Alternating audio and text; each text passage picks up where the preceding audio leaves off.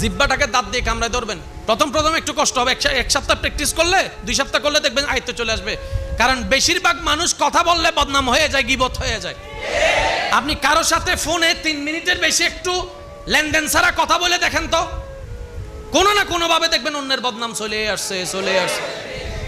ভাই বলেন না, আপনি টেবিলে বসে যে কারো সাথে 10টা মিনিট কথা বলেন, প্রয়োজনীয় কথা দেখবেন 2-3 মিনিটে শেষ।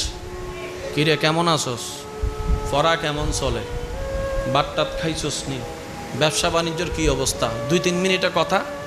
এখন এই বাকি সময় কেমনে কি করবেন? তারপর শুরু হয়, শুনছেন নি খবর একটা, কি হইছে, হইতেরও বাড়ি মাইয়া তো ফালাই গেছে গা। আল গীবাতু আসাদ্দু মিনাজ জিনা। আর কোরআন বলছে ওয়াইলুল লিকুল্লি হুমাজাতিল লুমাজা।